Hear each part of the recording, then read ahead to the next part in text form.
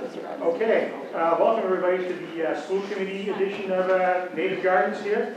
We have a little bit of different setup tonight, but I think it's going to go fine. I want to say thank you to 1623 Studios for helping co-sponsor and put on this debate. We're going to talk to the school committee. Can't hear me? Nope. So how about this one? Can you hear me now? You gotta get real close, like ice cream. Like ice cream. You don't want to put me, you don't want to. Point that towards you. Yeah. Okay, thank you. We're all learning something tonight. Okay, so we're going to start with the school committee. We're going to talk to the school committee candidates, and then we're going to take a little break. We're going to bring in the city council at large candidates. So like I said, we're going to begin with the school committee, and the candidates here this evening are Kathleen Clancy, Joel Plaza, Jonathan Pope, Ida Shaker, Samantha Berger Watson, and Laura Houston. Most enjoy Chris Eric could not be here tonight, unfortunately. So we have time for 6 to 8 questions, and we're going to every candidate is going to have 90 seconds to answer a question. We have a timer right there for you. It'll tell you when there's 30 seconds left, and it'll tell you when your time is up. And we're just going to go alphabetical order and keep switching so everybody gets to answer the question first. So we're going to jump right in with Kathleen Clancy, and the first question. And these questions are all from people who wrote into the paper asking questions. Do you support the plan to convert East Gloucester and veteran schools into one new school at the Veterans Site?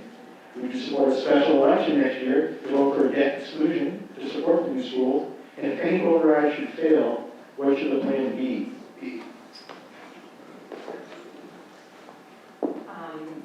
I wholeheartedly support the plan for combining the schools. I'm on the school building project team, and we have done very thorough work in terms of evaluating sites across the city. It's very important to consolidate the schools so that more kids end up in a 21st century learning environment that is safe, that is well lit, that has technology, that has art rooms and all the things our kids have been going without. I think it's really important for the entire community to get behind this, whether you have kids or not. This is investing in our community. The better our schools are, the better our community is. So I hope that there's going to be a big push to vote yes when it comes around in May or June. If it doesn't pass, I suggest we try again and again and again, because these schools are not going to get better without rebuilding, and that's the current state of our schools.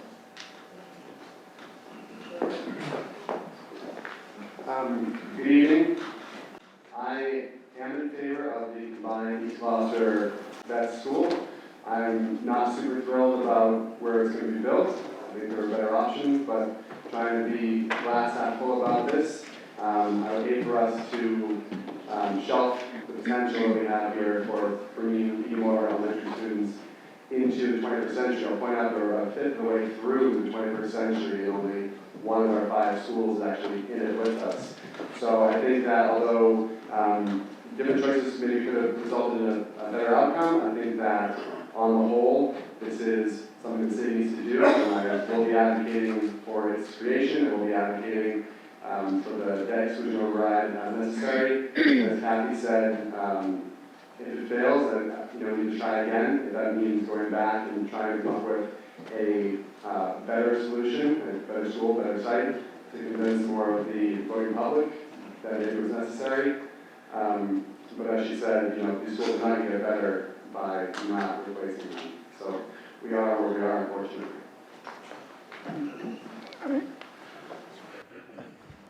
Okay, is this work?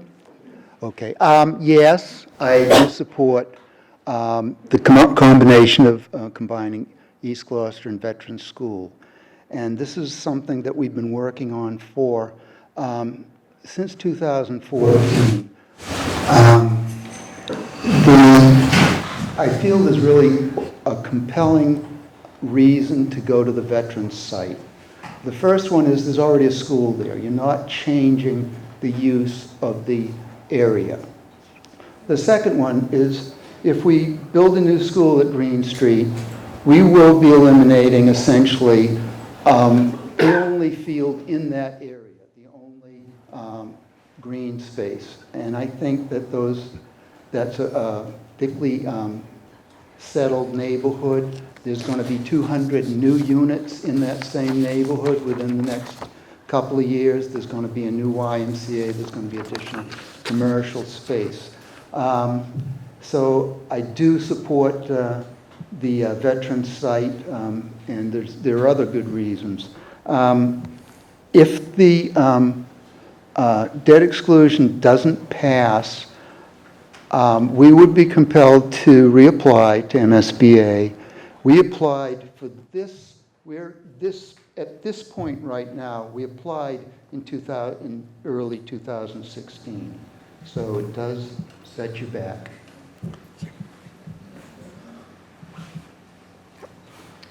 Hi, I do support the joining of the two schools. It is absolutely imperative that our students and teachers have a building that can support the students' needs. And without that, the students just aren't going to continue to excel, and closing the achievement gap will not happen. We need to address the children's needs first so that they feel safe and supported and have all of the resources that they need under one roof. Also, further diversifying the population within the school will actually, studies have shown that they may actually improve test scores. So that's another thing. Regarding the tax issue there, unfortunately, I think putting it on hold would really be at a detriment for our community. So I do support it. Unfortunately, I wasn't there in the beginning process, so I can't go back and, alter the location of what was done, but ultimately that's how I feel. Thank you.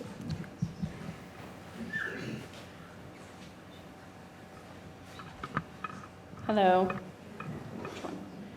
Yes, I wholeheartedly support the plan for a combined elementary school. As a social worker, I feel like the combined resources and the chance for collaboration among staff is really important. I do feel like, as I've walked through some of the elementary schools, that this has become an equity issue. You walk through West Parish, and then you walk through the other schools, and the kids at the other elementary schools are not getting the same educational opportunities as the kids at West Parish. There are kids who are getting art on a cart. There are teachers that have to leave their classrooms because of mold. I think at this point, it's beyond necessary. As a student who went to Fuller, I don't think that 440 students is too big. At the peak of Fuller, it was over 800 kids. And we had, in my opinion, the best school in the district. And if it doesn't happen, again, I'm going to echo everybody else. We need to keep trying. Thank you.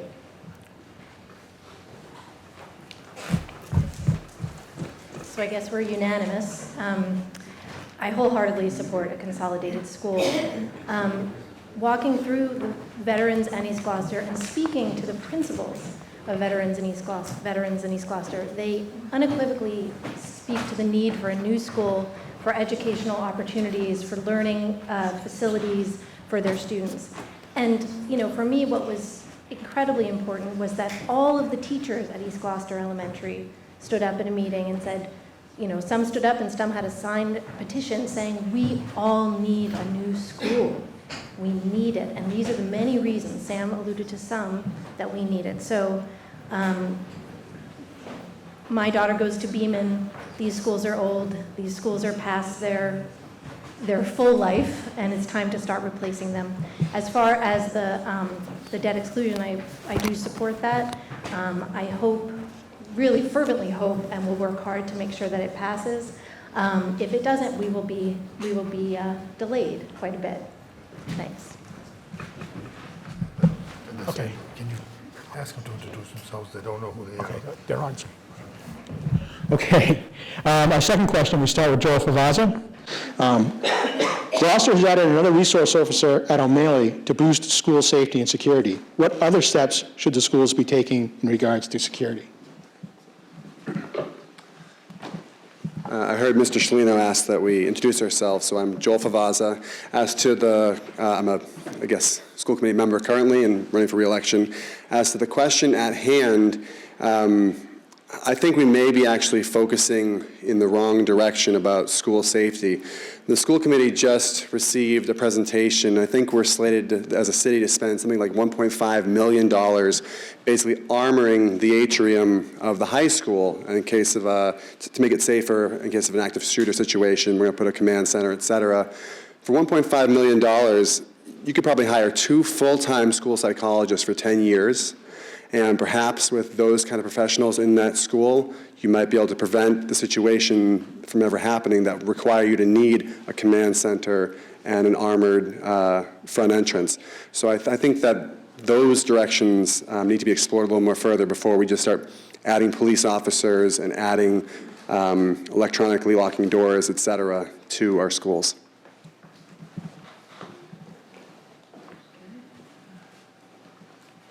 Well, Joel's right about a lot of that, but you do have to have safe buildings. And there's a lot kind of safety. I mean, the one that jumps to mind is this random shooter, but because it's in the news a lot. But having handicapped accessible and safe buildings with all of the facility, the bathrooms that kids can access and feel safe in. There's a lot of different ways to think about safety. The city is interested in redoing the entryways to O'Malley and to the high school, so there's a double set of doors, so you can't just sort of walk in. But a lot of it will have to do with training the staff. I mean, East Gloucester School, every room has a door to the outside. It has windows at ground level. There are a lot of things, and a lot of times those doors, well, because the heat doesn't work, or the cooling, the lack of cooling, people leave the doors open. So there's a lot of things that we need to do, and but a comprehensive work with social emotional issues for students is as big a part of it as the buildings. Ida Shaker. In terms of security concerns, I believe that addressing the physical security concerns is very important. However, very much like Joel, I really think focusing on social emotional development and addressing a lot of developmental trauma that goes unnoticed in children, from a very young age, and as they get older, things unfold. So we really do need more mental health clinicians inside and outside of school. It's really, really important for our students to be able to access that. And also being able to identify that, so training our staff to identify early warning signs of developmental trauma in areas like that. So. Thank you.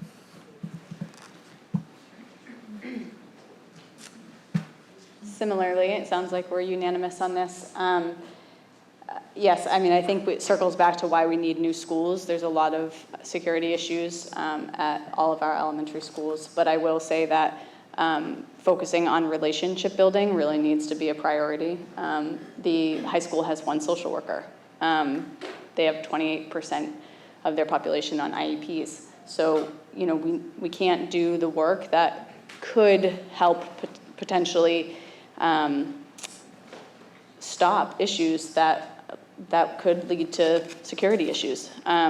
We really do need to focus on, again, social emotional learning, but in addition to that, how even cyberbullying and social media plays into kids' safety, because safety doesn't just happen in the school, it happens outside of the school. So we all have to sort of focus on what impact we have inside and outside of the school.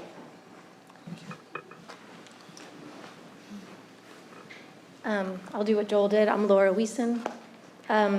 So echoing my colleagues here, I think there's both the social emotional piece and the building piece. As many of you know, the elementary schools don't have double doors, or some of them don't have double doors. Some of them have much less than that. Part of the reason for new buildings is to sort of bring them up to code in all sorts of ways, and also security. So that's one piece. But the social emotional needs in our system are huge. As I think Sam said, there is only 1 social worker at the high school. We really need to be building building our structure so that we can spot children and understand and work with them and help them and spot these issues before it becomes a crisis. And that's all of our work as a community, but it's very much the work of the schools at this time. Kathy Clancy. I'll take a step back and say when we first introduced the resource officer at the high school, the goal is to have a positive presence making relationship with kids. And it wasn't to be there just in case there's a problem. It was to be there to be educational. It was there to have police be accessible to kids and to be friends with kids so that they're not afraid when they see a policeman on the street. They don't think they're being watched all the time by policemen for something bad. And we've then continued that down to O'Malley. So I think that whole perspective on it's only there to protect them, it's there to also guide them and to help them grow as they develop at that age.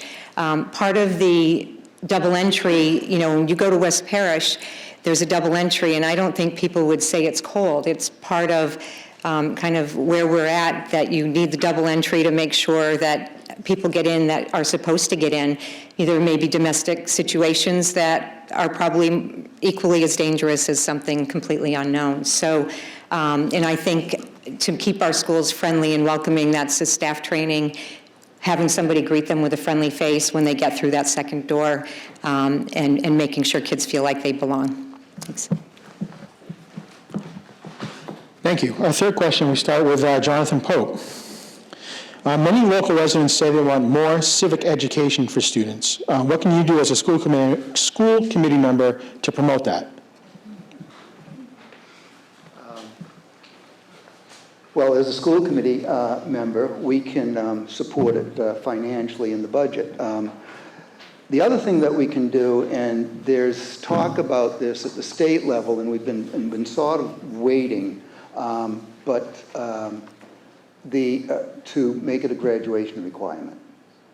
And if we could require public service as a graduation requirement. Right now, there are many groups within the high school that do public service, the National Honor Society, the ROTC, the Interact Club, but it's not required but for all students. And that's something that we could do. We could make, that's within the power of the, of the school committee to set the graduation requirements.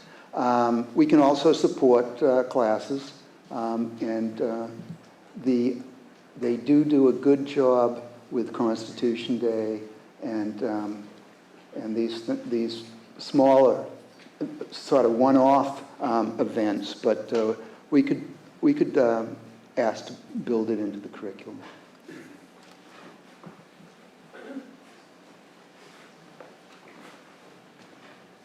I actually think what Jonathan said was great. I would love to see it as a requirement.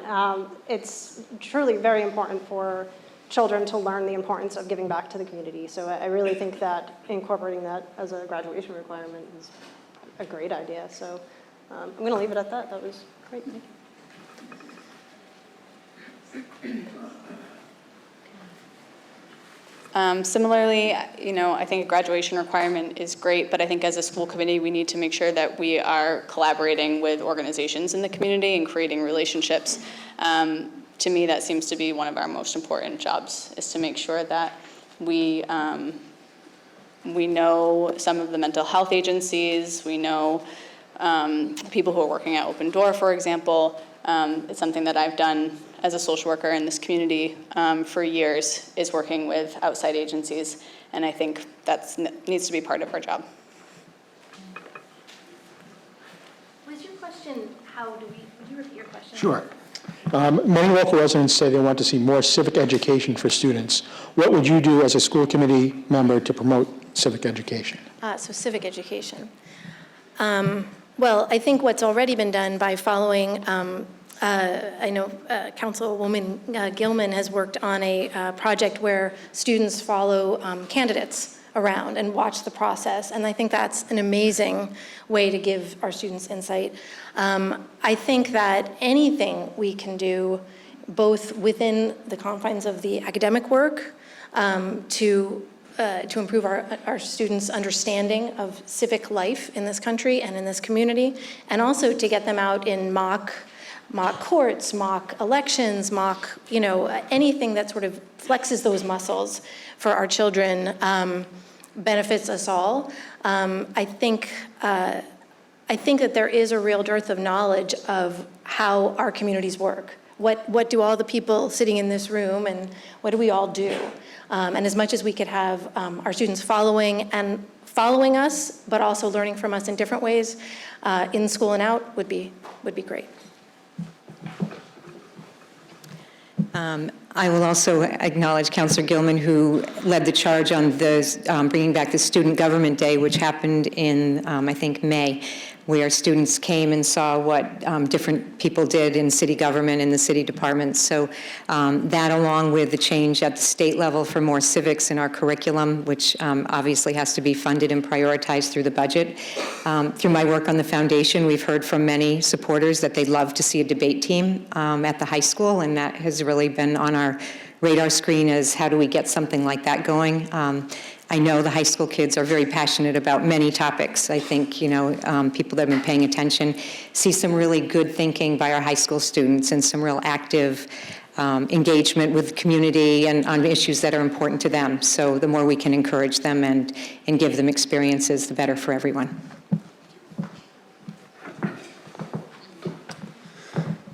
Some thrilling debate here, right? A bunch of I agrees. So I'm trying to be somewhat original here, not to discount things that have been said previously, but I suppose if we look locally at the resources we have, one of the issues that we have systemically with the school department itself, the school committee itself, is that there's a lot of isolation in the school department and the school committee from the rest of the city departments, the rest of the city administration. At least that's the way I seem to view it from my spot in the dais. And I think that if the school department and the school committee worked more collaboratively and more as part of a team with the city council, city administration, there'd be a natural relationship there that then the school department could leverage to allow students to become more involved, more engaged in the local civics process. Obviously, additional curriculum would be great. Of course, for every addition there's a subtraction. The school day is not getting any longer, and I'm not going to solve that in 90 seconds as to how you work physics into middle school curriculum, et cetera. But I think if we can get a better partnership, if we can set the example and find ourselves more involved civically as a committee and as a district, maybe our students will be able to follow suit. Okay. Our fourth question, we start with Ida, and it's this. The quality of the... Talk a little slower than that. Excuse me? Talk slower? Okay. Closer to the mic. How's this? Better? And slower. This is good. The quality of the schools is a major driver in the decision to move into any community.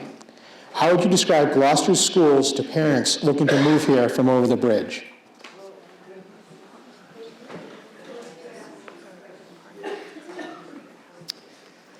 Well, I think we are a tight-knit community, and letting others know that we are inviting and we very accepting of all cultures, and we are so rich in culture here in Gloucester. So I think we really embrace everyone like family. As you can see, our mayor exemplifies that. We also are really trying to improve our schools to adequately meet the needs of our students. And this is something that we're doing all of the time. It's always on the forefront, and we're always doing things for our students. This topic actually brings to mind a situation I had. I met someone at a store in Danvers. She was a 16-year-old girl, and she was actually said that she was just waiting to hear back about choicing into Gloucester schools. And when I asked her why she was choosing to choice into Gloucester, or hoping to, she had said that her school in Beverly didn't offer the resources that she needed. And I think that was really important, that it felt good to know that we offered those resources that could help her learn. So I think saying that would be a good thing. Thank you. Can you just repeat the question one more time? Thanks. The quality of the schools is a major driver in the decision to move into any community. How would you describe Gloucester's schools to parents looking to move here from over the bridge? I think first and foremost, it's sometimes hard to see the important work that the Gloucester Schools is doing because, to be honest, the website's terrible. So I think if we're talking about public relations and making sure that we're encouraging young families to move here because of our schools, we need to do a better job of publicizing it. There are things that happened at O'Malley that I had no idea about, and I've lived here forever. So I think we need to just do a better job of making sure that people know about the good work that we're doing. That's sort of first and foremost. But I do think, the appearance of our schools matter. The playgrounds matter. People who drive up to the schools are going to see if we care or not. So right now, I don't think we're doing a very good job of that, to be honest. But we're a community who stays here, and I think that counts. There's generations of people who live here. There are so many young people running for office right now, which is so exciting.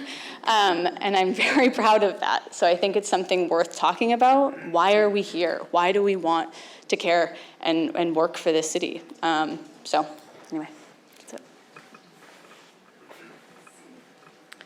So I'm a parent from over the bridge.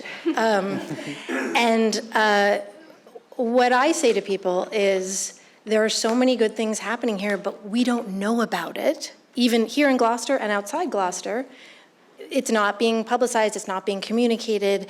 The website is one major place, but there's sort of a systemic, I don't know if it's modesty or something here in Gloucester that says like, not so good, or good enough. What I see as I've talked to people throughout this city is that there are great things happening everywhere. O'Malley has more lab stations than any other middle school in Massachusetts. We have music programs and art programs, and the kids are going through at Beeman, my daughter's school. There's a 4th and 5th grade coding class after school this year. There's so many good things happening, and it's sort of hidden under this veneer of not good enough. We're great here, and I think if we bring the community in and we start talking about what we do well here, get more and more of our community involved, we'll have people moving here for the schools. I'll piggyback on what Laura said. I have been absolutely thrilled. My son is a sophomore at Gloucester High School, and the experiences that he has and he's had throughout his education have been simply amazing. Right now, he is in an honors robotics class where there is equipment that isn't even offered at some universities. Some of our former students write back to the teacher and said, "Are they kidding me with this curriculum? We learned this when I was a sophomore, and I'm now a freshman in college." So that's just one example of the great, unique things and how certain subject areas have really excelled in what they're offering for really unique and outstanding opportunities for our kids. The other thing I would say is that Gloucester is an extremely caring community. And so anybody thinking of moving here would be welcomed with open arms. We have such diversity in our schools. We have, I don't know, maybe 150 English language learners, people that show up a week before school, and they are learning in our schools. And, one story is one kid showed up with no English, and in 6 weeks he was teaching his classmates math. That's how much math is universal, and maybe the English is not. But I just think there's so much to offer. And I will say also, we're very transparent about where Gloucester is in terms of academic achievement and things like that. We go over our scores from the state, and we go over our internal assessments, and we know where there are areas of need. But we are very open and honest about it, and we're tackling them one by one, and we will, never stop. That's what an organization does. It's continuous improvement. Thank you. So I think the best way to attract families from over the bridge is to be honest with them. I think it's the best way for us to continue to work on the issues that we have. I think you speak to them directly about the challenges facing the system. I think you speak to them honestly about the strides the district has made, and then you invite them to actually see it for themselves. So, the high school last year had a rough year on a turnaround plan, but the responsiveness to that turnaround plan is impressive. Changed the entire school schedule to make sure those things are being addressed. You know, Ida, Sam, and I were in O'Malley in the 90s, and anyone our age who hasn't been in O'Malley since has one of the worst impressions possible of the school from O'Malley in the 90s. You tell those people, listen, yeah, it was there and it was that bad, but it's not anymore. Just go down there now and check it out for yourself. And I've had success with friends who were thinking about choicing out, friends who had moved away and were thinking about not coming back. I said, listen, just, you know, yeah, these challenges exist, but come look at the facility, take a tour, meet the principal, see what's actually happening. And for the most part, if you're straightforward with people, they'll respond in a positive direction.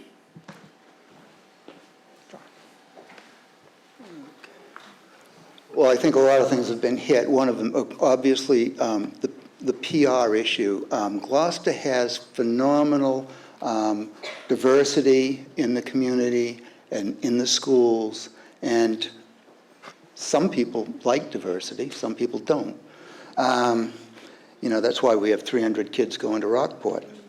But the offerings that we have at the middle school, I've been in discussions with Rockport, and we were sitting and talking about what they had for after-school activities in the middle school at Rockport. And besides chorus, they don't have much. Gloucester has a phenomenal, it's supported by the Education Foundation, but there's, I think, at least 2/3 of the students at O'Malley are involved in some form of after-school activity.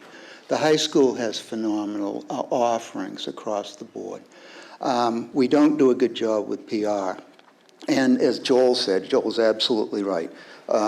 We're constantly fighting, you know, the history of 30 years ago. So I don't know how to beat that. Okay, our next question, Samantha. The state legislature appears to be close to reaching a deal on education funding that should bring more money to every school district in the state, including Gloucester. Where specifically would you like to see that increase in spending spent? It's a big question. So excited I get to answer it first. So, I mean, I think we need to sort of look at who's in our schools, right? So I think we need to make sure that all of the needs of our students are being met. And I said it before, there's one social worker at the high school. So every single elementary school has a social worker and a school psychologist. And when they all come to the high school, there's one. So I think as a school system and as a district, we really need to improve our mental health supports. We really need to start looking at being trauma sensitive. Veterans is trauma sensitive. There are so many reasons why that needs to happen, and I could go into that, but it would take me over my time. But I think to circle that back, that will only help students and teachers. It builds resiliency. It really does support the entire district, and hopefully we can retain more staff if we are putting more resources into the social emotional needs of our students.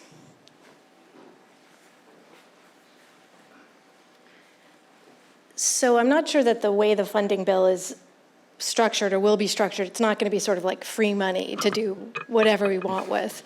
I think, you know, Samantha's right. The social emotional needs in our system are great and need to be addressed. And I think there's going to be specifics in the bill around that. My wish list would include librarians for the elementary schools. We don't have them. There are no elementary school librarians. I was a library volunteer in my daughter's class, and that's the way the libraries work in the elementary schools, is with parent volunteers only. So I think, you know, with all the research on words and reading and what that means from early ages to a child's educational success, that would be one place, you know, given my wish list, that I would put some new funding. I think that throughout our system, as Kathy and Joel said, we have we have places where it's working well and places where it's not working as well. Looking at supporting teachers in those areas, if it's math, if it's, you know, where those issues are, and if it's how we train our teachers and how we give them the supports they need to help us support our students, would be where I hope the money would go.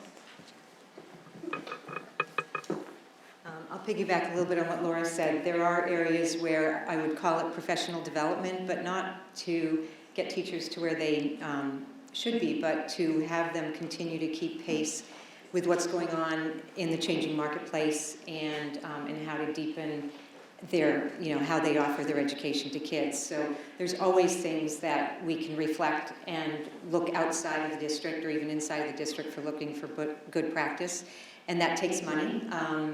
And so that's one area of resource. I do know that we could use some more math and literacy coaches around our district, which help all the teachers excel a little bit more.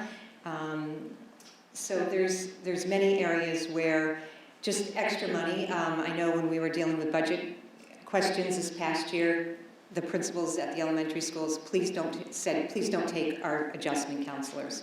So we definitely need to continue expanding our social and emotional supports for our kids. So there are plenty of areas. There's never a lack of our wish list when we go to budget time, and unfortunately they get cut. I'm sure we could use more resources in English language learner expertise, co-teaching model. I mean, there's many things to help improve our schools and improve the quality of the education. Thank you. So if the question is essentially, if extra money was being inserted into the budget, where would you allocate it? I think English language learner support is crucial.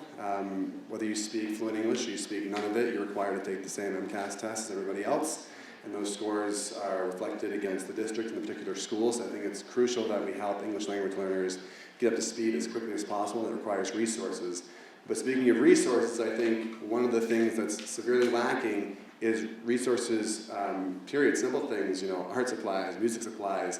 If you think about it, I'm a parent, I have small kids that are entering the district. My son goes to kindergarten next year. We're going to get a form that says, here's how much it's going to cost if you want your kid to take a bus. Then he's going to get to school, and the first day the teacher's going to send home a wish list. Says, hey, if you could buy this stuff in my classroom, including Kleenex, pencils, that would be great. And then if my child wants to, later on, play a sport, I'm going to get a bill for that also. We're a school district. We should be able to get our students to school, provide them what they need while they're in school, and if they want to do something extracurricular after school, provide that to them as well. So those are the resources I would like to see the money allocated toward.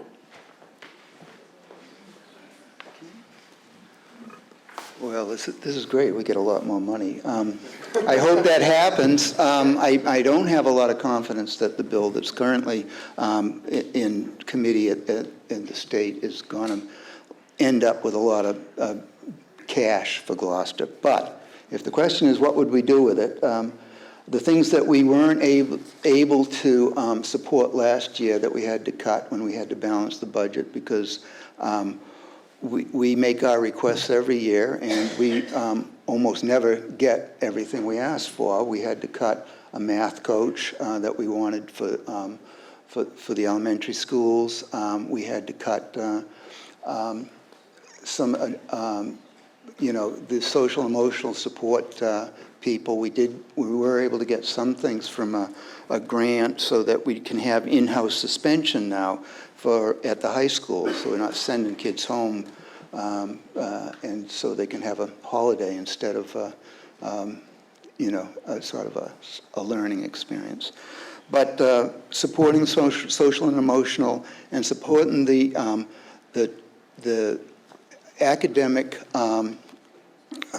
support that teachers need because of the high-stakes testings that we're dealing with would be where I would put more money. So I believe most of those bills are geared towards closing the achievement gap because they recognize that children of color, English language learners, and children that are economically disadvantaged fall way behind. Massachusetts has some of the best public schools in the nation, but we also have one of the worst achievement gaps. And part of that funding is to come in and help that issue and help raise the test scores that we see always. Children with disabilities are always much lower on that end, and children who are affected by economic issues at home. I would really like to see much of that funding go into understanding the population that we're serving and trying to address those needs, and a lot of that has to do with social emotional learning, as well as providing teachers with adequate supports in the classroom. A lot of our teachers are dealing with behavioral issues, while they're supposed to be teaching, and that's a really difficult task, and we need adequate supports within the classroom to help them navigate. So I think that's really important. Thank you. A card needs to get moved real fast. So. Okay. Sorry guys, I'm going to apologize for interrupting. My name is Chris, I'm the managing director here at the Stage Company. This is one of the fun challenges we have in the neighbor. If a Lexus sedan, license plate 993 GWA, you are parked in a no towing zone, or a towing zone. So if you have a Lexus sedan, it's gold, like champagne color, 993 GWA, Lexus 993 GWA. If you want to sneak out real quick, you got to move that now. That would be great. We'll all look the other way. Thanks, guys. Sorry to interrupt.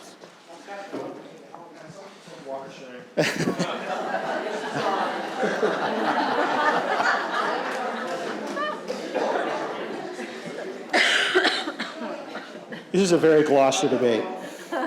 Okay, here we go. Question number 6. Gloucester continues to send more than 250 students to Rockport and other school choice destinations every year. Would you like me to start? I'll start again, so everybody can hear. Gloucester continues to send more than 250 students to Rockport and other school choice destinations every year. How specifically would you attack this problem?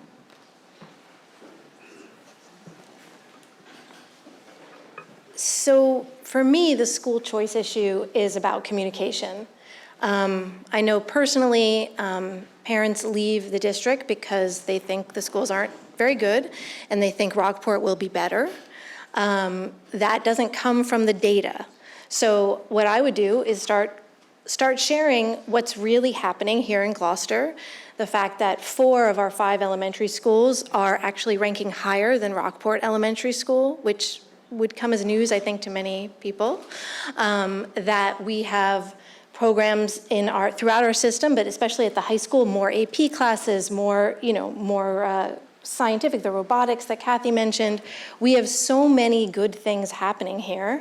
And it's really about communicating who we are, what Gloucester Schools is doing and what we can do. I think that that's how you educate parents before they choice out to say, there are choices here. There are really, really good things happening here. And you have every right to make the choice you think is best for your child, but Gloucester might be that choice. And here's why. And here are parents talking to you about here's why. I think that parents speaking to other parents and PTOs having a bigger role in just communicating what's going well can have a really huge impact on parents making this choice.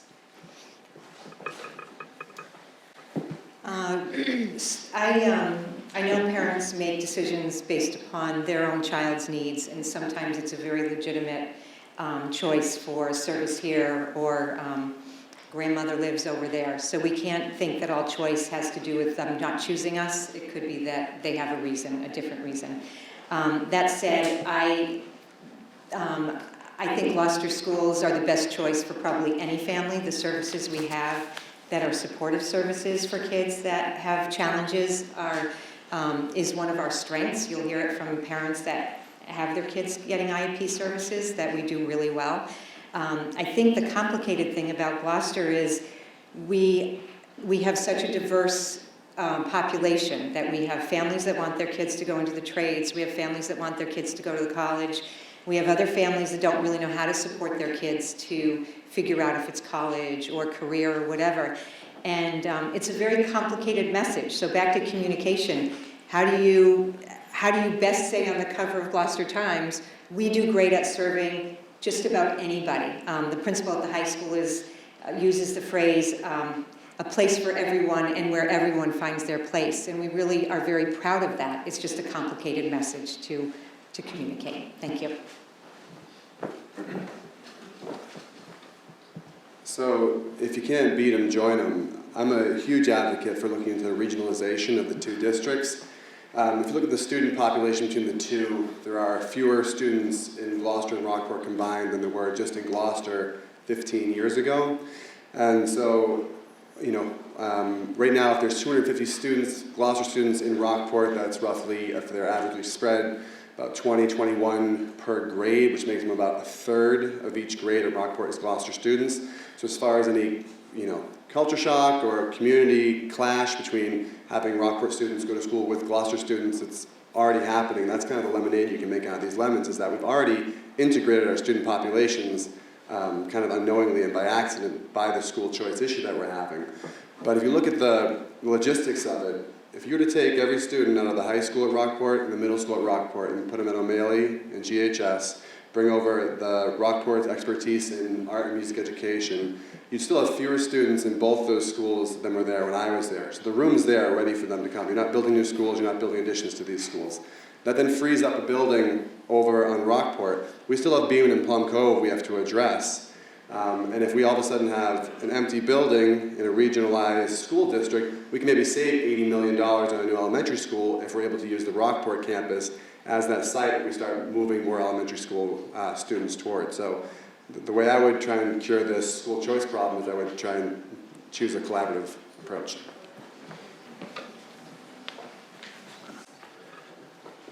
That would be great. I hope it happens. We're working on it. We are currently have funded a study, and hopefully it's a long process. I talked to the people in Manchester and Essex, and basically it took them almost 10 years to work out their agreement. Until then, obviously communication is huge. We have both services, programs. We have vocational school. None of the local schools have a vocational program. Gloucester has automotive, electrical, machine technology, and carpentry. And the North Shore Voc, I'm supposed to call it something else now, right? Is oversubscribed. I mean, there's kids being turned away all the time, and we need to do something about getting those kids that are being turned away at North Shore to come to Gloucester and be part of our programs. But communication is and PR is really just huge. So. I think before we start throwing all of the services that we have and all the programs, wonderful programs that we have at people, we need to find out why they're leaving and what the problem is. And in order to do that, we really need to hear parent feedback, and we need to cultivate an environment where parents and students feel comfortable coming to the, to the school committee, to the principals, and letting them know what their concerns are. And we need to focus on fixing those problems first. And I really think, engaging the community and trying to find out what the community is looking for, then we can better address those needs. Because otherwise we're just throwing a bunch of things that are not really what they're looking for. They're looking for something specific, and we need to find out what that is. So.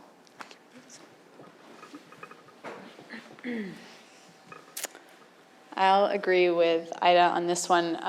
Part of my campaign has been talking specifically to parents who have choiced to Rockport, and what I've been told is that for the people who have actually left the system to go to Rockport, nobody ever asks them why. So we don't really have a system in place to sort of reach out to the people who are leaving the system. I think we need to have those conversations. And in addition to that, as a young parent, I don't even have kids in the system yet. I have a 4-year-old and an 18-month-old. I would like to see young parents more engaged. I've talked about this a few times. There's not a lot of parents in the audience at any of the meetings. We need to get people out here and engaged so that people learn all of the good stuff that we're doing. But we need to do that from a very young age. So that's sort of my goal if I get elected, is to try to engage some of the parents who have kids in preschool. Okay, we have time for one more question. We start with Kathleen again.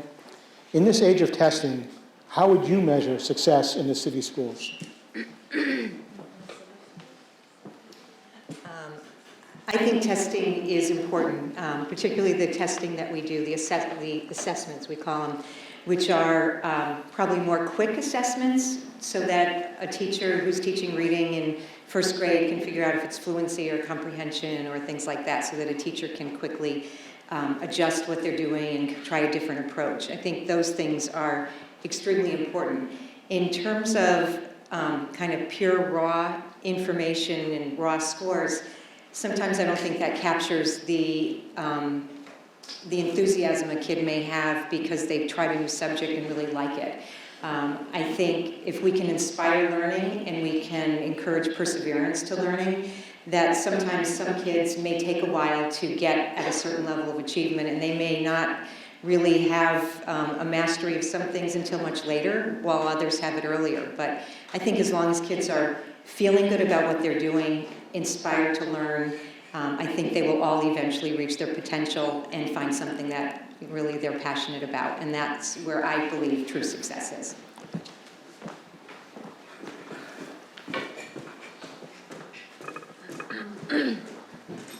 So if we're talking success, as in post-graduation, I would just look to see that the goal would be for all students graduating through the system would be able to enter society and to, I was going to use the word survive, being a late millennial here, but to become part of society, to become an effective member, whether they leave the high school and go on to further education, they go into the trades, go into the military, or try and find themselves. As long as people have a set of tools, and I suppose the other part of that is an understanding of themselves. They've gone through 12 or 13 years with the Gloucester school system. Have they been exposed to enough variety of ways of thinking, activities, opportunities, where they know themselves, they know what they excel at, they know what they struggle with, they know what they like, they know what they don't like. If you can create a generation of graduates who have that knowledge about themselves and be able to enter society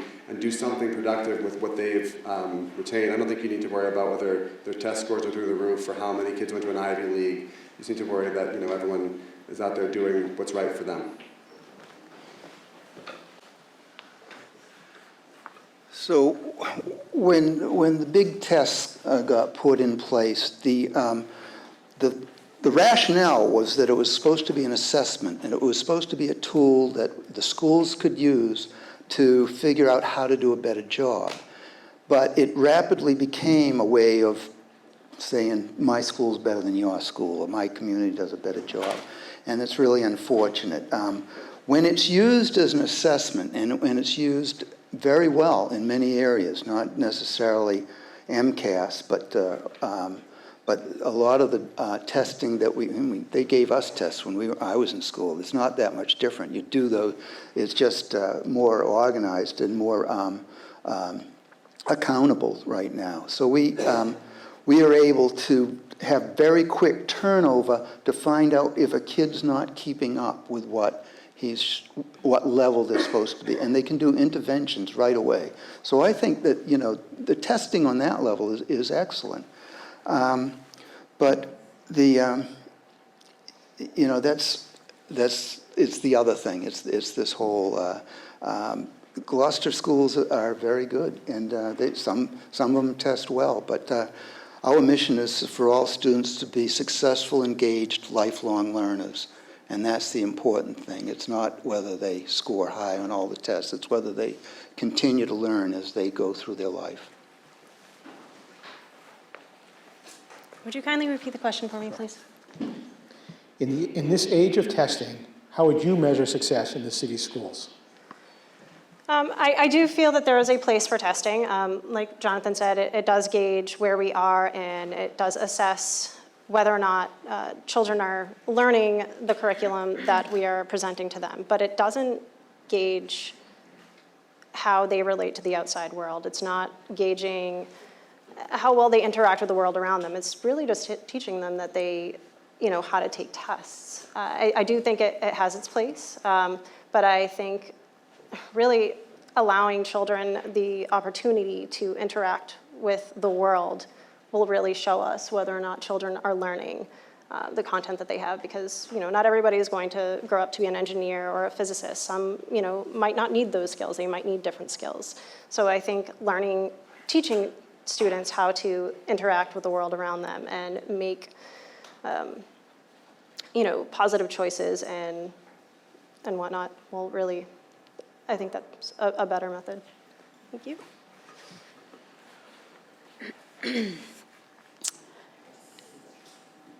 I do think there's a place for testing, but I also feel like kids aren't going to come to school if they don't feel safe, and we need to focus on relationship building. That really needs to be our goal. I would like our kids in this community to go to school because they know they're going to be missed, not because they're afraid of a consequence, right? And from there, learning happens. If the relationships are there and that foundation is set, that will follow them throughout their entire life and set a work ethic that a test is not really going to teach them.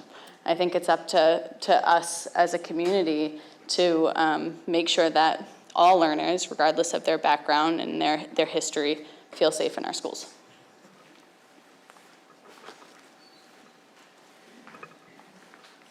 So, agreed with most of my colleagues here. I think we need assessments, but diagnostic assessments, not punitive assessments, meaning things that tell us where our children are, but don't necessarily punish the school or the teachers.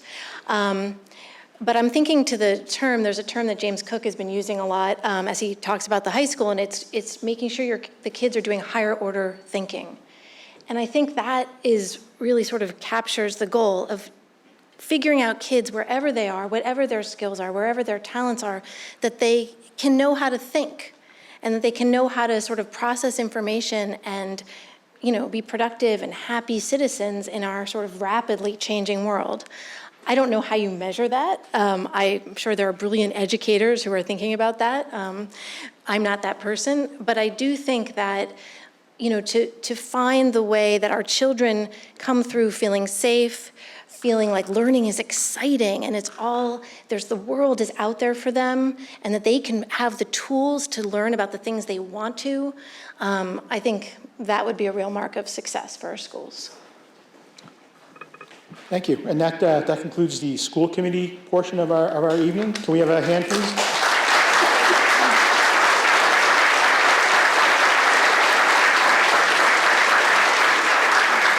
We're going to take a very quick break and bring up the City Council at Large candidates. 105.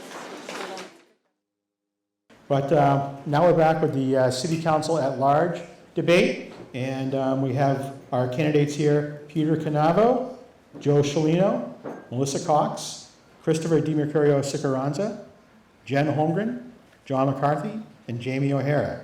And the process is going to be the same as it was just a few minutes ago. We're going to do a round of questions. Every candidate gets 90 seconds to answer, and then we'll move on down the line. So we're going to jump right into it. We're going to start with Peter Canavo for the first question. And here we go. Affordable housing is one of the most serious problems facing Gloucester. Too many people are paying too high a percentage of their income for housing. This often causes middle income and more seriously lower income residents to choose between substandard living conditions or leaving the area. Lack of affordable housing also reduces the pool of available employees for local businesses. What would you propose to tackle this problem? And please, on the first round, introduce yourself. I'm sorry, I really didn't hear that question too well. Okay. From the back. All right. Affordable housing is one of the most serious problems facing Gloucester. Too many people are paying too high a percentage of their income for housing. This often causes middle income and more seriously lower income residents to choose between substandard living conditions or leaving the area. Lack of affordable housing also reduces the pool of available employees for local businesses. What would you propose to tackle this problem? Well, I think affordable housing is very important to us. It gives the people in our community a chance to continue to stay here and live here. They have their families here that they want to continue to inject their heritage in. I think it's crucial to have affordable housing in our community. I would say that the project that they're holding at Fuller School is imperative to our economic growth, and I hope we can prosper from it as a community.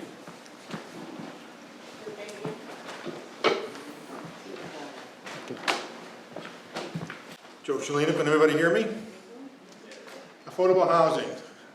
When I was on the council 2 years ago, we were there fighting to get affordable housing at the Fuller School project. If you remember, Dublin at that time did not want to do the affordable, and there was going to be an exchange of money. But the city council stuck to it and got the affordable units. But it's not enough. We need more. People in this city can't afford more than one bedroom. They need 2 and 3 bedrooms. They're sleeping on the floor in sleeping bags. It has to stop. How do we make it better? I was told by a contractor that he can get a building permit in Rockport in a day, but it takes a week to get it in Gloucester. And if I get elected, that's one of the first priorities, to find out, get the builders together, what are the stumbling blocks to make conversions and how we can make it easier for people to convert their properties without having to go hire a boatload of lawyers and a boatload of engineers. So that if I get elected, I will once again, hopefully, be on planning and development and go over our zoning, and we need to do that and find out exactly how we can make it easier to convert. We have the Cameron's project, we have the YMCA project. A lot of things are on the table, and we need to get behind it. Thank you. Melissa Cox. I've currently been working on this problem, and the current city council has also been very proactive with working on this problem. Just a few examples. We've asked for an inventory of city-owned land that is buildable, so we can look at what the city has to build on, who we can partner with. There are a lot of really good groups out there that do this as a profession, and we are not the best landlords. You guys all know that. So we need to partner with people. There are so many regulations with affordable housing. Every year they have to go through and reapply and reassess and make sure that they're in the right place. There are a lot of regulations regarding it, especially with how many people you can have in a house or an apartment. It's heavily regulated, heavily monitored. The other thing that I've been working on, which I know isn't very popular right now with some residents, but it's the 3% impact fee.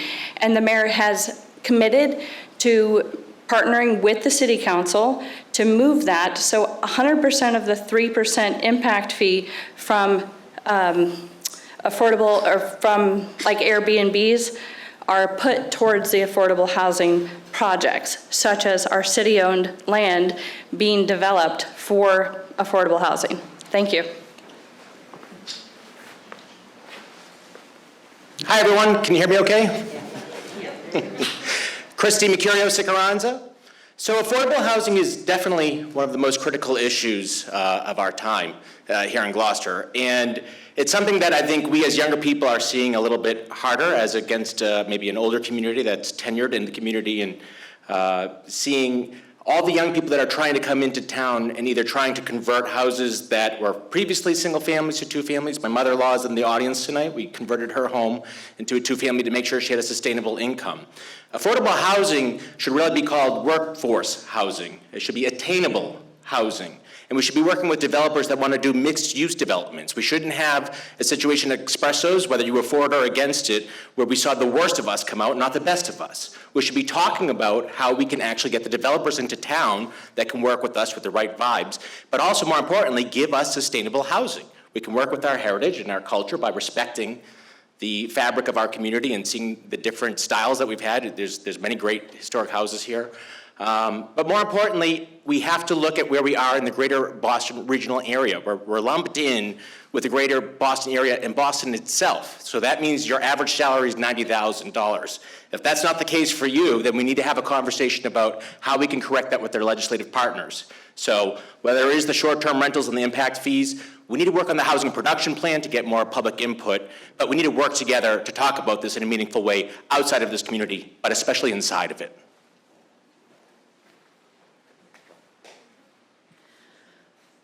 Hi everyone, I'm Jen Holmgren, and as most of you probably know, I have been an affordable housing advocate since before I was elected to City Council. And in my first term as a councilor at large, I have been appointed to the Housing Production Plan Implementation Committee. And so I am on a working group. I'm the council representative on this group. We are reviewing the housing production plan in terms of how to improve our inclusionary zoning ordinance. And that we're tackling it from a multitude of facets. So we're looking at how to make it easier for people to rent on their properties, maybe for people who aren't related to them. We're looking at exactly where we sit in the Boston metro area. I am also pleased to say I'm on an ad hoc committee to examine the affordability of assisted living residences, because that's another piece of what we are missing here in Gloucester. A lot of what is dictated by the market also dictates whether or not assisted living facilities can be built here.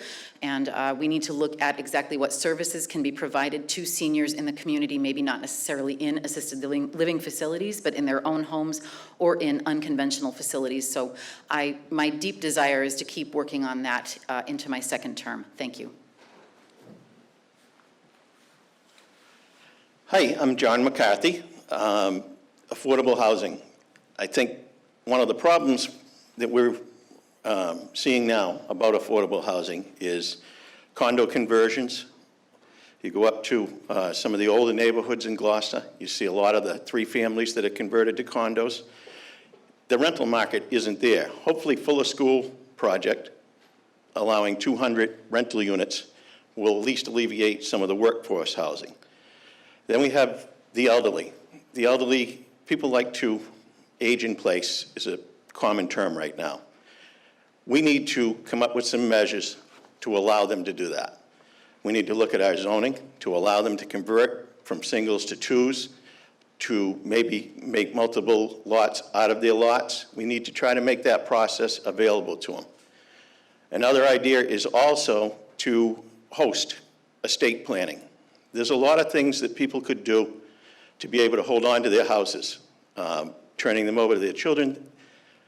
A lot of times people end up in a nursing home and the property goes to the state. So I think the senior center, the city of Gloucester, could facilitate educational seminars for the elderly to enable them to protect their homes. Thank you.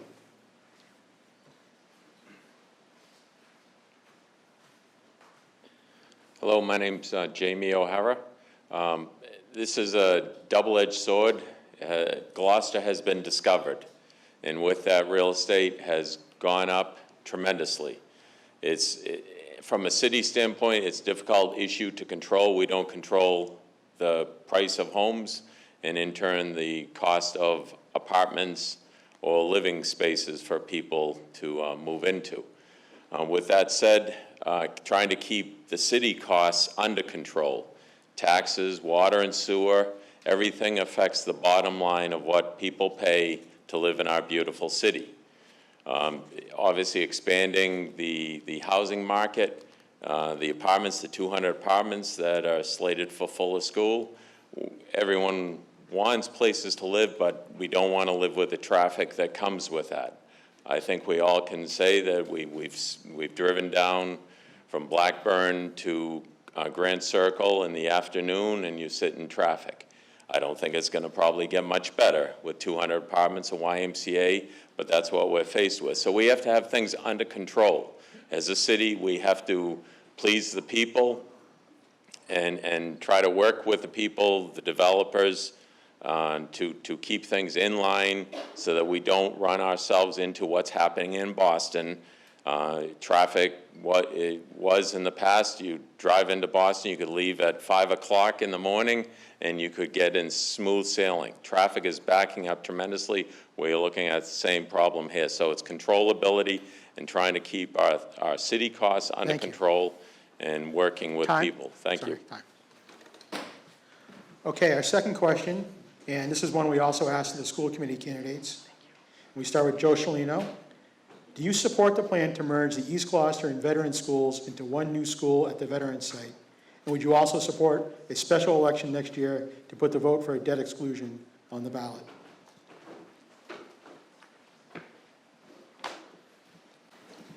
That's a great question. And I'm going to answer it a little differently than some of the school committee members answered it.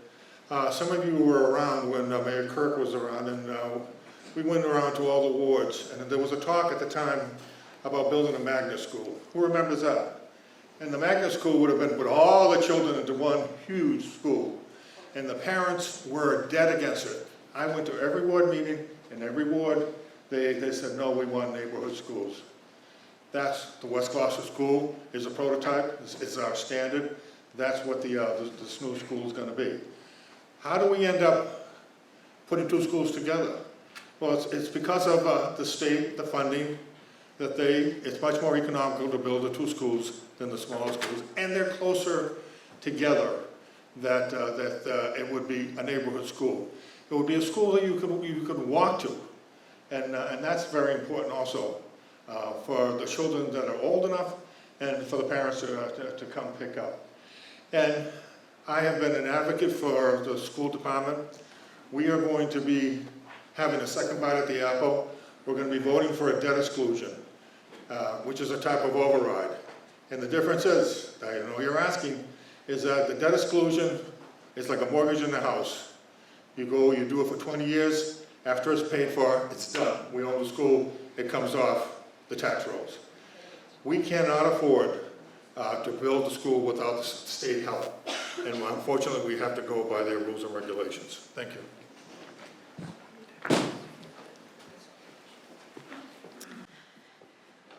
Do I support the merge? I don't believe that the school facilities that we have right now are the best that we can give our children. So if the school committee has decided that that is the best course of action, then yes, I will support it.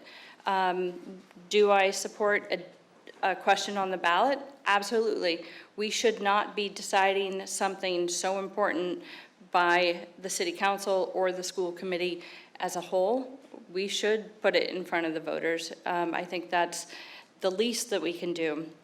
And in the meantime, we need to do the best we can do to educate every single voter as to what everything means. We need to have open and very honest communication about how this is going to affect us for the next 25 years. As far as going back to the school merger, I really think that we need to do better for our children, and if it's having a new facility, then I'm all for it. Thank you. So as the former director of communications, I can't help but echo Councilor Cox. Communications is going to lead to enlightenment, empowerment, but more importantly, what we're talking about is education, and that's what we have to do. We have to educate people about what's going on. I've been going to these different school meetings across the summer, and I've seen a lot of people in this audience that have been going to those meetings as well. And the thing is, I don't feel like there's a lot of clarity around the different options. And I respect the process, by the way, of checks and balances. I actually know how the government checks and balances work. I respect the school committee process. But more importantly, as Councilor Cox just said, it has to be a public process. We have to hear from you and about what you want. And if people don't understand what's at stake, then we have to make sure we're having a level playing field of what we're talking about. With regard to accountability, right now in our schools, tiles are falling on kids' heads. Teachers are complaining about mold. We're talking about the quality of life with issues with our children, our teachers, our parents, and we're worrying more about budgets. That does count for a lot, don't get me wrong. But are we holding our facilities management team to accountable for now? for repairing these schools or for the future schools, I want to have those conversations as part of the mix. So I'm not going to answer the question, frankly, because I don't see an actual tangible site. I think it's great to get the MSBA money. I think that's a great thing. But I think Gloucester is for Gloucester. I think we could take that money and do what we want to do with it.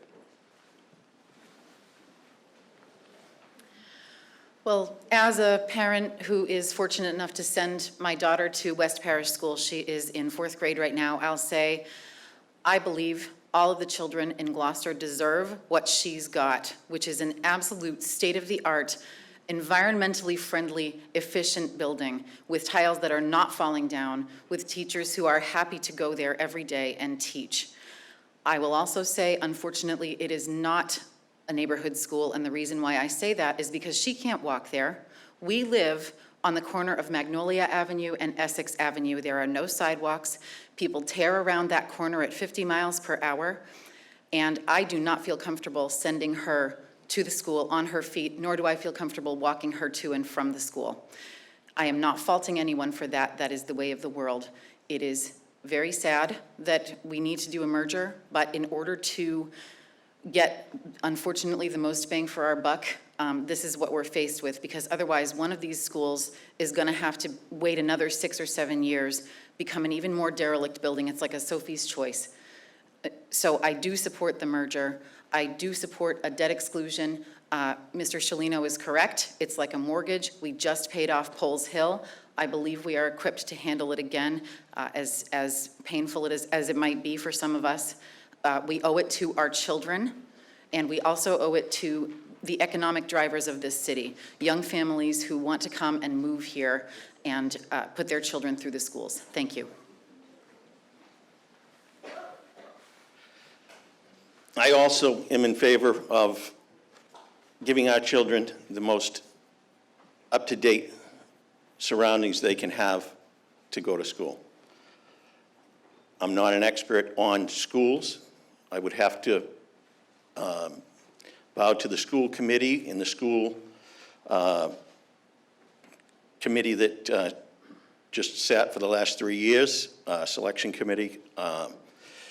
However, I would not be in favor, one of the questions that's been asked, are you in favor of a special election? I'm not in favor of a special election. I think it should be the election we have next year, either the primary or the full election. And you know something? The public are going to decide this. This is going to be a vote of the public. This is a unique situation where it isn't going to be your council deciding whether this happens. This is going to be your vote. And I think that's the best thing that can happen in this situation.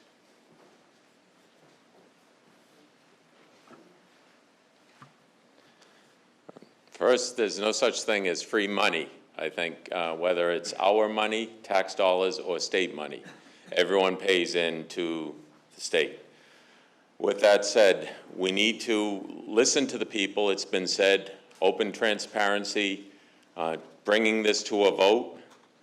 I don't think anyone wants to pay more in taxes. So it's looking at the reality of what we can afford. As I've spoken with many parents, and in the past, people could teach, to use past counselor's words from Magnolia, can teach in a tent. It's the operations of the school. We owe it to every student to provide the best education that we can offer. When Johnny or Susie crosses Newell Stadium to receive their diploma, they have to have learned everything that they need to take on the world. Because if they haven't, instead of being an asset to this world, they have become a liability. So we have to focus on the education of our students, maintaining what we have, as John McCarthy said, let the people make the decision. This is a serious question that do people want to spend more money, or do we want to look at an alternative? Because again, there's no such thing as free money. Thank you. Yeah, it's no brainer that we need better schools. I think it's important that the children as well as the teachers are in a safe facility. Being in a construction management background, I would like to help guide the council through the project finance. I think the people should definitely have a say in it, especially the parents as well. Me being a father myself, transparency is key to this whole situation. I believe that people want to have their voice heard, and I think I could be that voice for those people. Thank you.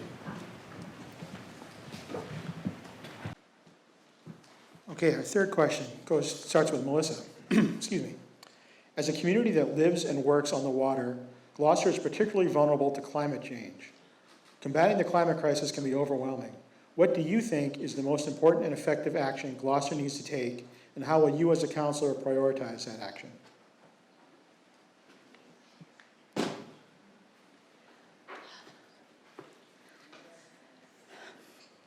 That's a really big question. I think the current council and the administration has done a wonderful job with taking bits and pieces of our possible climate change and doing better. We currently just funded some studies for the water treatment plant.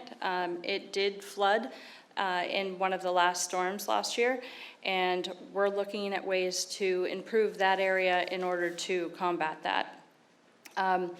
As a coastal community, one of the best things that we can do is be better environmental stewards. We need to use less plastic. We need to just treat our planet better for our kids.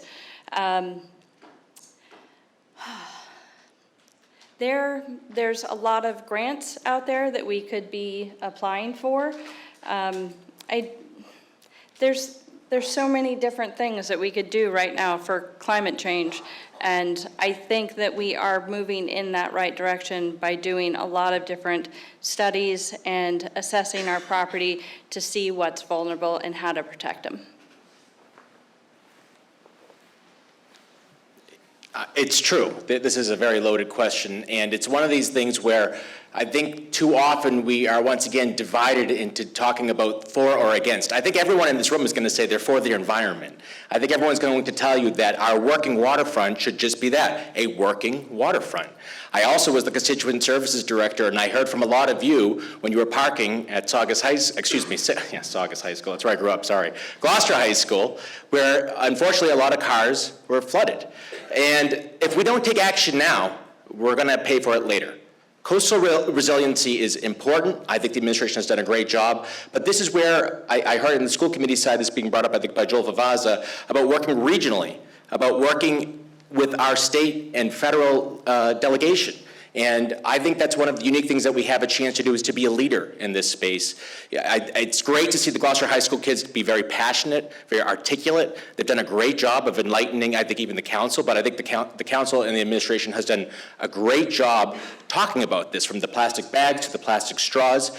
But I also think we have to have higher order conversations around who it's going to affect, what the costs will be, but also how does it boil down to us, and how can we make small changes and big changes? And the thing is, we're not Washington, D.C., we're Gloucester, Massachusetts, so we can't have sweeping changes overnight, but we can make small changes for the better. And that's going to be the kinds of solutions that I'm going to advocate for. So I've been fortunate to attend many Gloucester Clean Energy Commission meetings, both before my tenure as a city councilor and in my current term. And I have to say, our administration and our city council, as has been said, have done a marvelous job capitalizing on our human resources, on the people who live in this city, who advocate for a cleaner climate, and doing the best they can to collaborate with our state representatives and our governor to do what we can as a municipality. Now, we have many, many groups of climate activists who sometimes talk past each other about the same exact things. And recently we had a climate summit to try to bring those ideas together. We need to encourage people to build coalitions, to advocate for climate change action on the state level to Representative Ferrante and Senator Tarr. It's a multi-pronged question. I know I really haven't answered it, but that's because there's no one answer. But we all have to do something, and it doesn't just begin with a vote. It's phone calls, it's neighborhood meetings, it's getting together and lobbying representatives. And some environmentalists actually don't vote. So yeah, maybe it is a vote every once in a while. But I hope to continue working with the Clean Energy Commission in its activities throughout the city. Thank you.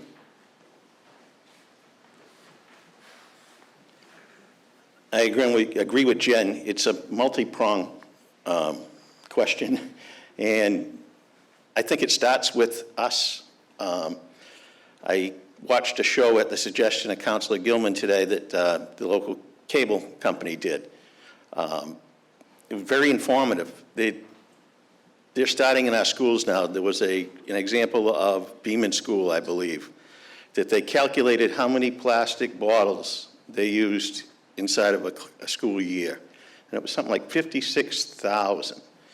So like anything else, like any problem that I've dealt with my former career, it starts with education. And that's where it belongs. It belongs in the K through 5 right through to high school. Probably 5 years ago, I went down to the high school. The high school was doing a project on coastal flooding. This was before the 2018 floodings we had here. And I was police chief during those 6 tides that we flooded. And we flooded everywhere in the city, places we have never flooded before.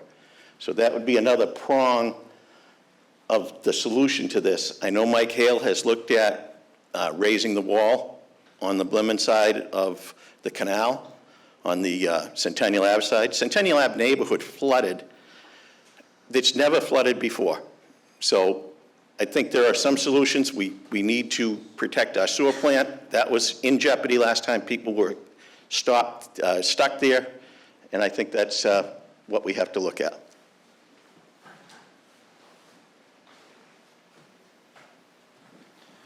This, again, a very serious problem that we as a city are faced with, but also obviously the country and the world. We have to protect our city. Obviously, during the floods of 2 years ago, the bridges, both bridges, the Causeway, Essex Ave, even at 128, became impassable. So we have to look at a bigger problem. Obviously, we need to protect ourselves from a world standpoint. We need to work with our state and federal people to get the word out that we obviously support, whether this is a natural phenomenon or is man-made. Obviously, that's debatable, but the bottom line is the tides are rising and they're impacting Gloucester. So we need to protect our city. We need to look at, obviously, zoning from the standpoint of people that are building, where they are going to be building. We need to protect our schools, Gloucester High School being one of them, the sewer treatment plant, but access in and out of our city, because as our governor said, after those 2 floods, we have to accept that as the new norm. So we have to prepare for that as a city, as a state, as a federal government. Thank you. I think everybody just hit that on the head. We definitely have to look at the flood areas to make sure we have adequate drainage where we're building in certain zones that may cause issues to, the roads, people's homes. These are things that we definitely have to address every day. We live on an island and we're below sea level, so these matters are very serious. We can all work collaboratively and make sure that we do the best that's for our town and our city. So, thank you.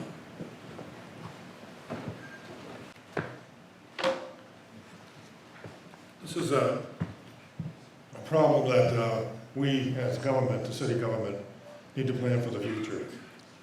And the city of Gloucester has been planning. They got a grant a couple of years ago to redo a lot of the pumping stations that are buried, in the streets in order to make them waterproof in order to survive a flooding. These are the kind of things that we need to do. I think we need to educate people to say that, the FEMA maps have changed. And the FEMA map is a government map that shows what's flooding, and Gloucester has changed. There's also things called the red zone and the V zone. V for velocity, R for red danger. There are places that you really can't build. And I think we have to be proactive and say, listen, you know, you want to build there. If there is a situation, how are we going to get to you? How is the fire department or rescue squad going to get to you? So we need to work with our zoning, and you see a lot of these houses now being built, I call them on stilts. And, you know, they're not the prettiest thing, but that's what we have going for us in our future. The tides are rising, and it's difficult. The Gloucester House, they raised their back deck. I think we have to look at all this and start writing down some rules and regulations for moving forward, going forward, especially new construction. And anything that's being built has to be built with the idea that eventually the tides are going to rise. Thank you. Okay, our fourth question, we start with Christopher. Many people in our community say that we have traffic problems, especially downtown year-round and around the beaches during the summer. How would you mitigate those concerns or change the situation? I'm very excited to be first on this one. I think we need to be officially a smart city. I think it's time that we actually use data for good. I think it's time that we hold people accountable. And I think it's time that we actually look at the downtown meters as well as the beach traffic in a way that we can actually harmonize around accountable solutions. When I was in the mayor's office, I worked with Matt Coogan, and I see the director of IT, James Pope, up there. There is a lot of people who are trying to work behind the scenes, whether it's quietly or loudly, of making sure that we can actually find out where people are moving.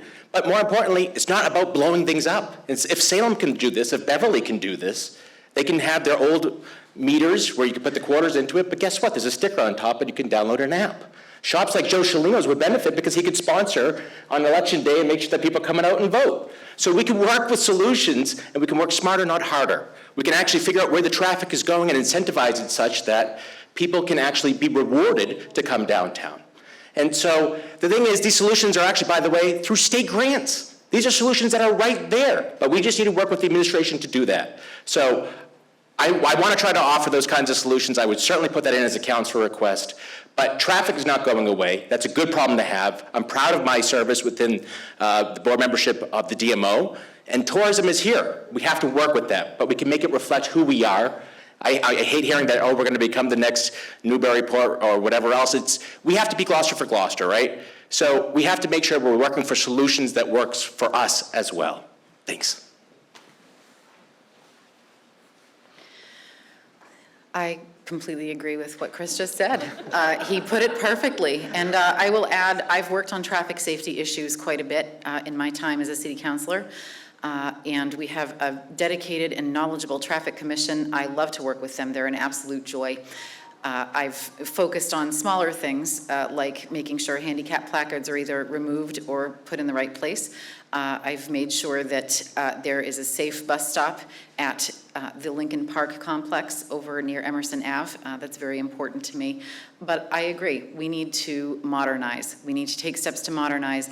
We are putting our best face out to the world, and we need to do that in every way so that people know that we are a model of efficiency and beauty and industry. Thank you.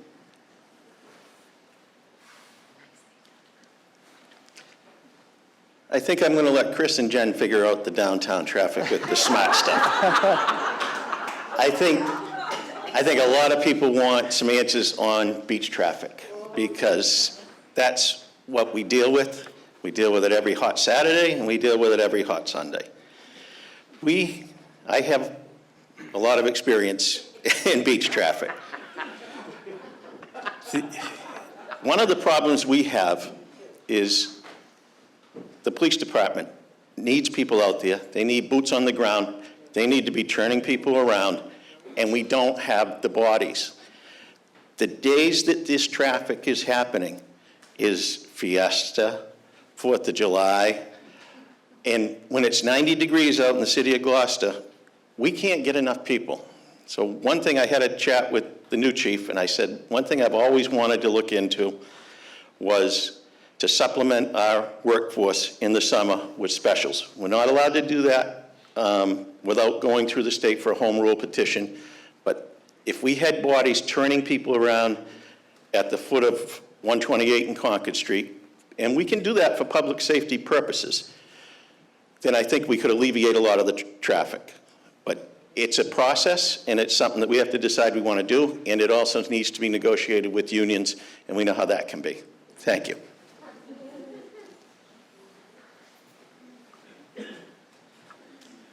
Again, a very important question. In my first term on the council, I pushed for an ad hoc committee. We studied beach and visitor traffic in our city.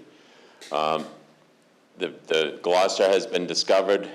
People are coming, whether we want to try stopping them or we don't, they're coming. So it's accommodating those people through proper signage, proper parking, proper regulations. People were parking in neighborhoods. They're professionals. They know where to park. They know what they can do. They come every weekend. I'm sure you know those people that live on those roads. So we need to tighten the belt. We also need to look at our bus system in Gloucester, Cater. Typically the buses, and I've spoken to Cater, pertaining to the buses, typically roll around Gloucester empty. If you could see within them, there's not very many people on those buses. They do charge, but let's look at something outside the box and charge nothing to see if we can increase a little bit of public transportation, particularly in the summer months, to put people on those buses and reduce some of the traffic. Thank you.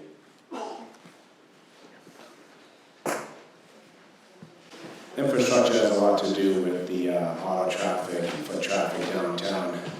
I believe if we focus on better roads as well as sidewalks and keep that flow moving, it's going to help a lot with the traffic. A lot of things that I thought about too was, we have a welcoming center over by Stageport Park, and people go there and then they drive down and they're stuck. So maybe if we could think outside the box, like Jamie said, maybe put another welcoming center so where they can have a pickup and drop off area for out-of-towners, because we know where we're going, but these people don't. And they clog it up pretty well. So other things are like the bridge. Everyone's always, what do we do about the bridge? Well, my brother came to me with this idea. He's like, well, why don't we do a bridge app? And I'm like, a bridge app? I don't even know. And he says, well, it can notify people that the bridge is up if they're on the other side of town. And that might make them a little conscious about which direction they want to go. Maybe if they'll take the extension or go up the highway, or maybe just come down my neck of the woods on Essex Ave. So those are just some of the ideas that we can tap on. I think there are a lot more we can do to improve traffic. And like Jamie said as well, turnaround points, and McCarthy said as well, more boots on the ground, having people direct all the traffic. That would help alleviate a lot of the problems that we have downtown. Thank you.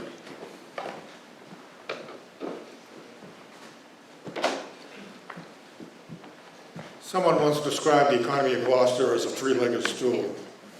One leg is manufacturing, one leg is fishing, and one leg is the visitor economy. The fishing industry and the visitor economy work together. You start cutting back on the visitor economy, that stool is going to fall over, because there's a lot of motels, a lot of restaurants, a lot of people that work in these places. And the season is being extended even more, that it's a delicate balance. We live in a beautiful spot. Yes, we have been discovered. But I think a lot of the traffic is probably the Cup Bridge. When that goes up, everything freezes down. We got to remember that there's all kinds, thousands and thousands of dollars between the City of Gloucester, Discover Gloucester, the Chamber of Commerce, the Gloucester Merchants, are all advertising to bring people in. And that we just have to deal with it as citizens for the 3 months that we have. One time I had to complain about a woman who bought a house at Good Harbor Beach. And she said, you gotta help me with the traffic. I said, really? You didn't know that when you bought the house? Well, she said, I bought it in January. And the realtor didn't tell you that you were gonna have traffic? It is what it is, You're gonna enjoy it for 9 months, and 3 months is gonna be a little bit difficult. But the visitor economy is an important economy. We have to work with it. We have to welcome people into this town because it creates a lot of jobs. All right, you hit on my hot topic. Currently working with the administration on a parking study, parking meter study as well. We are looking at new kiosks, new meter heads, solar-powered meter heads, app-friendly meter heads. It's going to be one of our next big capital improvement projects. So there's downtown. Beach. Seasonal help is mandatory. We cannot use our full-time police officers to handle this situation. It's never going to get better until we get seasonal help. Seasonal help is not expensive. We have June through August, 90 days. We have been working, and I will give credit where credit is due, the DPW and the police department have been tackling this heavy for 2 years. It's 90 days. We have 90 days to try out new experiments. It's not easy. The third piece is Kent Circle. It's a nightmare how it's set up right now. We are encouraging people to go on the other side of traffic because we can't widen Kent Circle and make it two-way with parking. It's ridiculous. Something needs to be done about that, and that will help alleviate the bridge traffic. You're still gonna get stuck on the other side, but at least once that bridge opens, you can travel smoothly. Thank you. Okay. Next question is for Jen. What are your feelings on the amount of development in the city, both residential and commercial? Are we building too much or too little? Thank you. So, last time I checked, we have 90% of our stock of property is residential, 10% is commercial. I believe in smart development. I believe we need to follow our zoning ordinances. I believe we need to follow our special permit standards. I don't believe we need to develop every single project that comes forward to us, but if it's something that is good and hits all of the necessary triggers, I am glad to vote for it. I do not want I-4C2s all over the city. I don't want dirt pits with sets of concrete stairs all over the city. I want this city to be as beautiful as it deserves to be and as it can be. I know that this will not please everybody when I am honest about this, but that is truly how I feel we can move forward. We need to entertain developers' applications and wishes as well, especially because a lot of them are local. Now, that doesn't mean that I don't oppose people coming and voicing their opinions at meetings. I certainly don't. But I do believe we need to give everybody a fair shake. Thank you.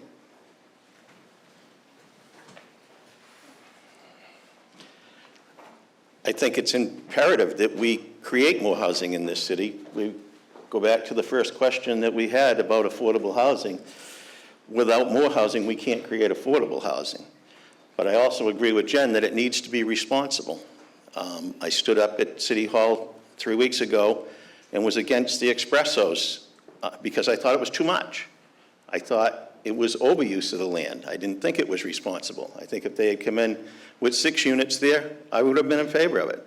I built a lot of houses in this city. I owned a development company, and we used to build first-time home buyers, and we built almost 100 houses, and probably 99% of them were for first-time home buyers. So I'm a proponent of responsible building in the city, but I also am against when we were asking too much. And I think some of the zoning we have to take a look at, especially the larger pieces. And again, this goes back to creating affordable housing.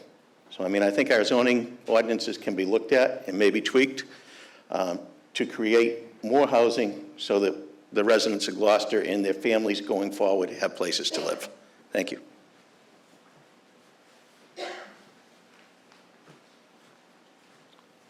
Again, we look at Gloucester and we look at the traffic. We bring in more houses, more people into the city, we're going to bring more traffic. So if everyone's willing to sit and wait, whether it's at the Rotary, either Rotaries in East Gloucester, Magnolia, Four Corners, with the development in Magnolia, Four Corners is now a very, very busy intersection that has created many accidents. So we have to look at everything. As Jen Holgren mentioned, we have 90% of our tax base is residential. So the 10% business, we need to bring more business into our city. Businesses create jobs, and when I say businesses, we need manufacturing. We need jobs that are long-term, that can create an income to help a family live here in Gloucester. Also, that money that hopefully that they make in Gloucester, that they will spend in Gloucester. We spend approximately $1.25 for every dollar collected on a residence. So that means that we make money on businesses. So we have to focus on maintaining our business stock in our city, not losing any businesses, but hopefully bringing in and luring a business that is a manufacturing company. Thank you. I have to agree with Jamie, but also there has to be a healthy balance between businesses and residents. The commercial industry with businesses is going to help with tax revenue. With the money we generate from tax revenue, it's going to help reinvest back into our community, like our kids, like the schools, you know, taking a little bit of the burden off our taxpayers. And these are essential to economic growth. We need to definitely put these things under a microscope and make sure we just don't jump into these things emotionally. And like they all said, it's a responsible development. We need to make sure that everyone's accountable for their actions and that we do this right. It's a process. It's not just jump right in front of it and go. So I think business is important to our city. It brings in more job work, and that's important, especially for the residents in this town who need to find a line of work. And I think that will be beneficial for our town. Thank you. Sure. What are your feelings on the amount of development in the city, both residential and commercial? Are we building too much or too little? There's a balance that we have to attain, between the residential and the commercial. And like Jamie was saying, that the commercial are the ones that for every dollar you collect, a dollar goes into the coffers of the city. But I think we have a situation where, and I see Michelle there, that we have a problem that a developer comes into this town, and somewhere along the line, he's being misled or he doesn't read what the neighborhood wants. And it's my experience as a counselor, if the neighborhood doesn't want something, it doesn't happen. And I think we need to catch that at that particular point and say, what can we do? What can the neighbors do? How can this change? And a prime example of that is the espresso. How wrong was that coming forward when that has so much opposition? They came into this thing clueless. And we have to stop things like that. Where do we catch them? Is it at the building inspector's office, community developer's office, when they sit down and say, listen, you need to work with the neighbors. And that's how we get development. We get smart, clean, and development that everybody wants. And we don't want anything, nobody wants a horrendous thing being built in their neighborhood. And that doesn't make people happy. So my suggestion is, once again, let's work with the building inspector and zoning, and let's find out where the missing link is in the situation.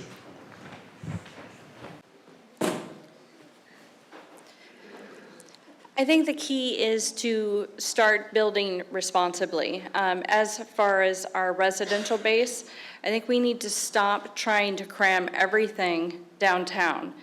We need to spread the love with development regarding the housing. Another key point to earlier statement I made is to find out where the city has developable land. I'd say 90% of the affordable housing has been developed in wards 2 and 3. There has been at least 5 proposed developments outside of those wards, and they have all failed due to neighborhood opposition. And unfortunately, when things are before us, we need to look at the letter of the law, not base our decision on emotion. And most of those are being appealed right now as it is, so it might still come up. As far as business base, we do have staff in the city that is, their only job is to try to build our business base. There is a lot of vacancies in the industrial parks, and I, for one, when that person is going to be reappointed, hopefully I'm still there in February, when that person's reappointed, I'm gonna ask them what your goals are. What have you accomplished? What have you been doing for the last 2 years? So I'm surprised we haven't heard about Cameron's at this point. You know, we need to see more mixed-use development from developers who know what they're doing. I know that there's companies like RCG that have properties all across. It's my understanding that RCG just bought the Stones Pub building. We want to make sure that there is a healthy mix of the residential, but that will complement the authenticity of the community, right? So we have to make sure that small businesses are going to be supported. Main Street's going to be supported as well. I didn't hear anyone talk about the co-working space downtown with Nate Cahill with the co-working space. I'm going to be setting up shop there, so if you want to have a private constituent service meeting, I'm glad to host you there. But more importantly, we have to have solutions that works for everybody. You've heard that across everyone here, is it has to be a healthy mix, it has to be a responsible outlook, but it has to work with our community development. We have the chance, by the way, for the blue economy, and if you haven't heard about that, let's play to our strengths. We have a beautiful ocean. We could potentially have businesses come up. You talk about manufacturing. The now late Jim Dowd helped us connect with the group of people called Sea Machines, the Tesla of boats, autonomous boats. But we have to make sure, like businesses or educational facilities like the GMGI, that are teaching our kids that are in vocational trades how to work in labs, how to work with robotics. So you talk about manufacturing, the mayor talks about going over that bridge. Let's bring the right people back to have a healthy balance of all of the things that we need to work on. So it's not just about residential or commercial, it's about the harmony there. I think you've heard that across everybody, but there's even more solutions out there that I think Gloucester can be in a unique position to go after. Okay, this question, Dr. John McCarthy. There was much debate earlier this year about whether the city should support a proposal to add Dogtown to the National Register of Historic Places. Ultimately, the council voted against supporting the measure. What should the city be doing to protect and promote its open spaces, especially Dogtown? I have extensive experience with problems in Dogtown over the years. And again, Councilor Gilman is here in the audience, and she has brought me up there and trudged me through paths and over poison ivy, and again, this lends back to manpower issues. And when do we have problems in the quarries and in Dogtown? It's in the summer. It's in our busiest season. I've worked extensively with the Lanesville population. I've gone up there to community meetings. We've had ATVs up in the woods that is a joint collaborative between the DPW and the police department, where he pays for the man hours to get up there, we provide the ATVs. But again, this comes down to manpower issues. We have a police department that is set up for year-round, and we get flooded in the summer with calls. And again, I think that if we had a supplemental force that we were able to hire, much like much of Cape Cod does and all the communities of the South Shore, I think we could establish some type of a parks and rec type of dedicated police force. So I think that may be one of the answers. Obviously, it's patrol. We need to be up there. We need to be patrolling the woods, and it's as simple as that. It's having man people up there.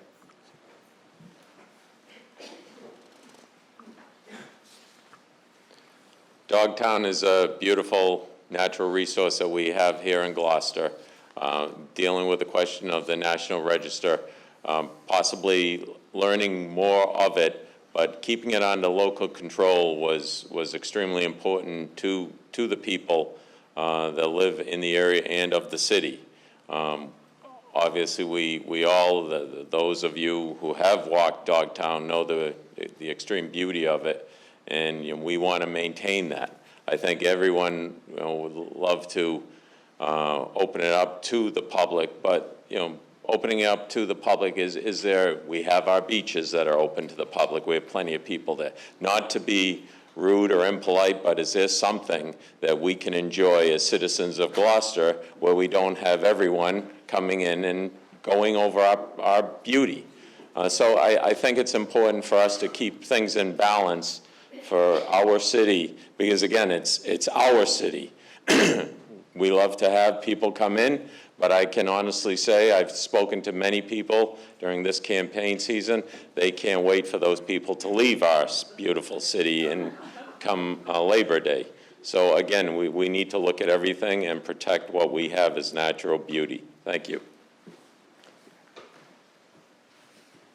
I think Dogtown is one of our hidden gems, and I do believe we should try to keep it that way. It's going to burden more of the residents in the area. We're trying to keep traffic down. We are a welcoming city, but at the same time, we should have some of those things kept to ourselves. I think nobody's going to take care of Dogtown better than the people that live here. We walk the trails. We're open-minded about being clean there and responsible. If we start inviting a lot of people, then we're going to have a take-in, take-out trash policy. And we already know how that works at the beach for some people. So I think these are one of the hidden gems that we should just keep a secret, and that's how I feel about it. Thank you.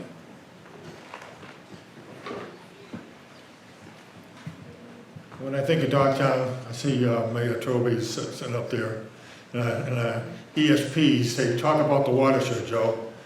And we have done so much during the Toby administration, the Kirk administration, and now the Romeos to save our watershed.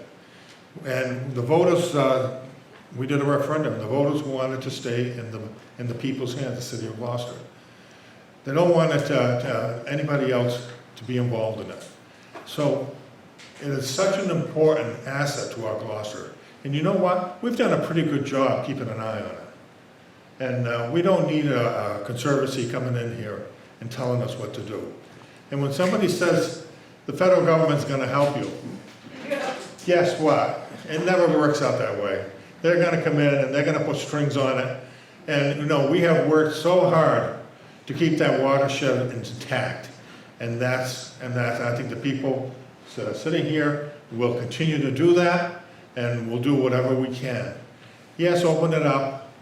Maybe have a committee that will do an oversight with it, and maybe get a lot of the people that have these small lots and put them together, and maybe join them into something, a bigger group. But the city of Gloucester needs to keep control of it, and I will support that. I've supported it way back when, and I'll support it going forward. That our watershed is too important to the city of Gloucester, and we should keep it in our hands. Thank you. I think anybody that has access to the internet has access to our resources. So that being said, I think we need to be responsible about how we monitor our resources. All the neighbors chip in as of now. They report things to the police officers, to the city council.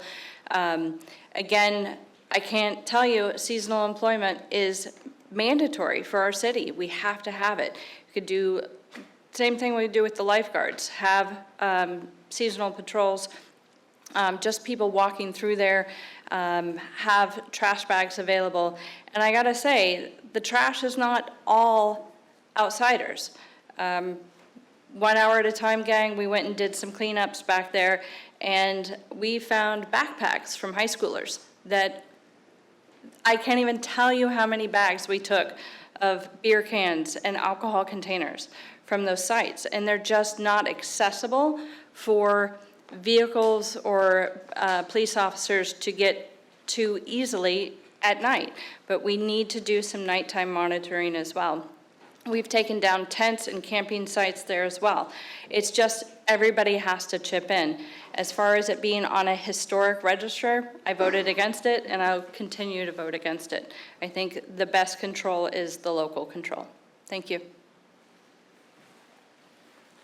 So I think the question was, was it right to federally should we have gone to the federal opt-in? Would you like me to ask you? Protecting the local option? Sure. The question was, ultimately the council voted against supporting the measure. What should the city be doing to protect and or promote its open spaces, especially Dogtown? So, beyond Dogtown, there's a lot more open spaces, and you're hearing that in the school consolidation conversation too, right? So when you're talking about the carry-in, carry-out policy, I think first of all, we have to have a conversation about the purple Barney bags that I think are a joke, frankly. And I think we have to find a way to work with the DPW to find a new service that can actually do what Salem and Beverly does. I don't want to hear that our roads are too narrow, because if Salem and Beverly can do it, we sure as heck can do that. With regard to the local option, again, this is where communications and accountability and clarity comes in. We have to have the transparency. Who is responsible for this? There's a Dogtown Advisory Board. There's the Historical Board. Councilor Cox just mentioned that about the local option. So that's the mayor's office. The mayor's office is appointing the volunteers for the boards and commissions. And if we want to change that, we have to talk about a charter revision. I think I see Ruth Pino up there, and we try to go for that. So we have to have a conversation about the right people who can present the right options to protect us. If the federal government wants to actually make maps for us to help up with tourism while still retaining local control, let's have that conversation. But right now, it was forced to be a conversation of A or B. The reality is there's C through Z. And we need to have that conversation. So it's not just a black or white conversation, it's a shade of gray. But our boards and our commissions, our volunteers are so important. We need to get more young people on these boards and commissions. We have to get the whole community's voice involved. I don't know how many people were at the Dogtown meeting, I know there was a lot, but let's have the right conversations with the right types of options, with the right leaders to get them there. Well, fortunately, we have a Dogtown Management Committee that's brand new.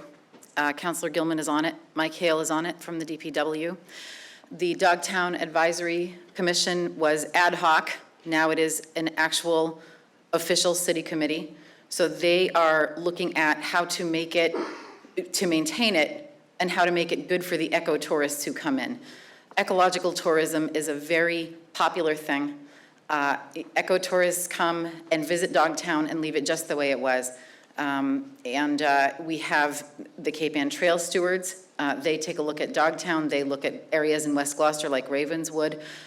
They maintain those sites. We do have the Hour at a Time gang. I'm awfully grateful for them. Clean City. There's a lot of educational efforts out there to make sure that people understand exactly what resources we have. I will say our watershed is protected under Chapter 90, I believe, Mass General Law. So that's why I voted in favor of putting Dogtown on the National Register, because we are protected.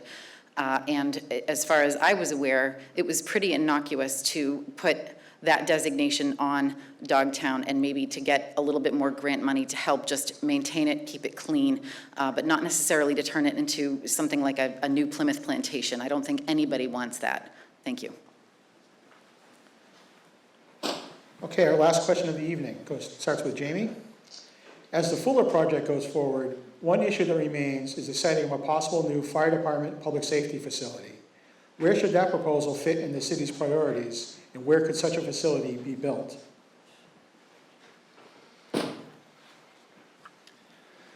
Again, this is a huge money issue. We have to look at taxes. Does anyone want to see taxes go up? We have to look at preserving what we have until we can find the funds to pay for these structures. Our infrastructure overall in the city isn't very good, but the preservation of what we have, I think, is probably what we should be looking at. The firemen have lived at the four firehouses. They've done work. The city has done a lot of work at the fire station. The police station, likewise, that has been updated. New windows, air conditioning. So I think versus rebuilding or building someplace, we need to look at the preservation of what we have. We need to preserve our space that we have. Obviously, land is becoming less and less. The loss of Fuller School is one of the major parcels that we will never see again. So we need to look at, I think, preserving what we have until such time as we can afford to rebuild. Thank you.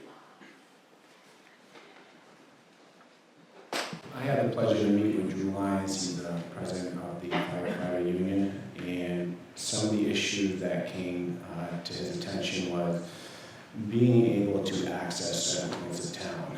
And although we are on a tight budget scale, the cost of our lives is way more important. And from where they are located now, the hardest point for them to reach is East Gloucester. And they once had an East Gloucester Fire Department there, and they shut it down. So when you think about safety and you think about budget, you try to balance both. And I think it's important that we take all these things into consideration. I know it's a tricky situation as far as financing it, but we also need to keep our eye on the ball and making sure that our first responders have the best opportunity to respond to our people, to our elderly, to the infants, getting assets to the schools. So I think if we keep those things in mind, we can prosper from the situation. Thank you.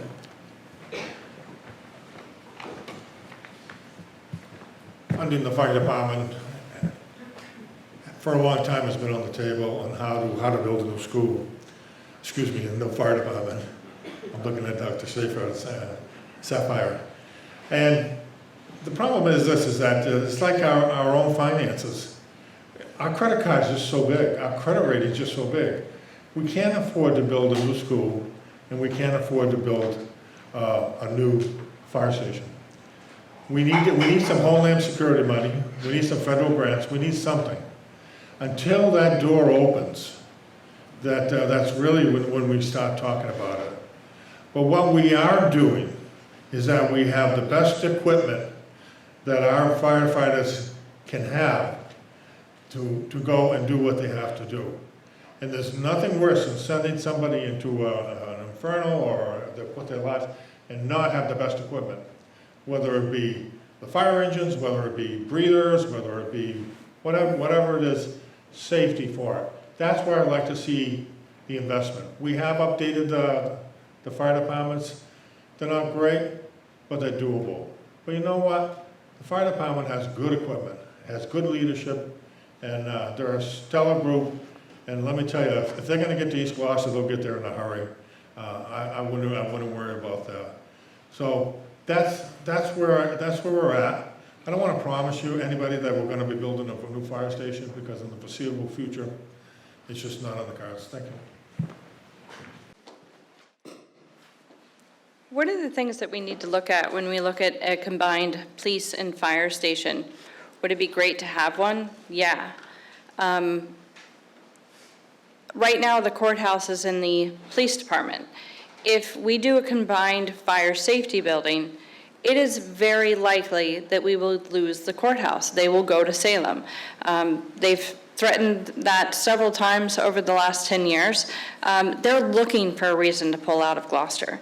And if we do that, that might happen. The courthouse is relatively busy. We don't really want to lose that. We want to be able to keep services available for our residents. If you're forced into a restraining order and you need to go to the courthouse, but your car is broken and you need to go to Salem to get a restraining order, or you don't have a car, you're going to be forced to take public transportation. And right now we have assets available and we need to keep them. We have made huge improvements in the fire buildings and in the police department. Right now, I think they are in pretty good shape, and we need to look at other ways to spend our money.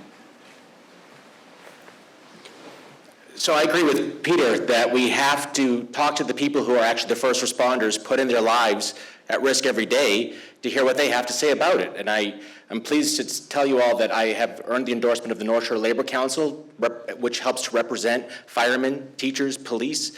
But these are the working officials that are actually doing the hard work every day to make sure that we're all being protected, being safe, making our democracy as great as it can be. And so when we talk about public safety buildings, it's true, we have to talk about maybe shared services. We've had that conversation across with Smart 911 services all the way through to different police and fire safety official buildings. But more importantly, how is that going to affect us every day? How is the quality of services going to affect us every day? We have to hear what the different options potentially could be. But again, it's one of these situations where I want to hear from the people, especially John McCarthy, about the people who have done this hard work for over the course of their career. And I want to hear how we can best protect our citizens every day.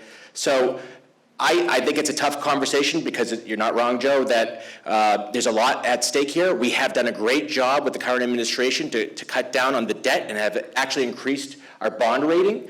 But I also know that we've also earned support and grants from both Senator Markey and Senator Warren. I think we need to keep pursuing that so we can have the best equipment in the interim, but we do need to have a long-term plan, and I'm eager to hear what the administration has to say with regard to community development, economic development, and long-term plans to make sure this is sustainable for the future. Thanks. I am optimistic that eventually we will have a combined public safety building, but in terms of infrastructure, we still need our branch fire stations, and thankfully, those have been open. I used to live in Bayview, right across the street from the Bayview Fire Station, and unfortunately, we were living there when that poor woman in Lanesville passed away, when the fire station was closed. So I agree that grant money is becoming more competitive, and we need to pursue as much as we possibly can.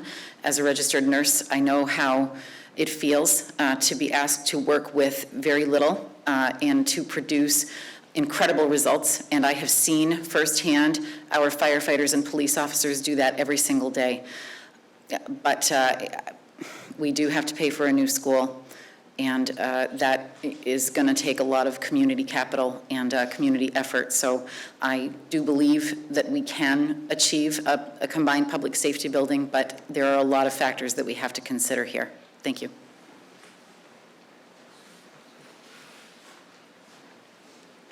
First of all, I don't think we're going to see a combined public safety building in anybody's lifetime in this room. The police department, they've put a lot of money into the last 3 or 4 years.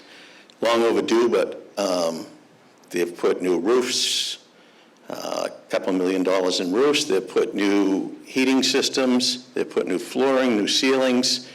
DPW has come in and redone the guard room. They've made new offices, and now there's about a $4 million project to put new windows and new air conditioning. And in its current location, I don't think there's room to put the fire department with us. The court, as Melissa mentioned, is upstairs, and I think it's pretty safe right now. Judge Harrison, who's in the audience, kept the court here in Gloucester for a lot of years. I think it finally is recognized that it's a long way to go to get to Salem for a lot of Gloucester residents. I also think the police department should be on Main Street because we have a lot of walk-in business. We have a lot of people that live around the center of the city, don't have cars. They can come in if they have a problem. I really think when the city can afford it, they really need to replace Central Fire. But that's going to be a question for the administration when they can afford it. Thank you. Thank you. And that was our last question tonight. Let's hear it for the candidates here.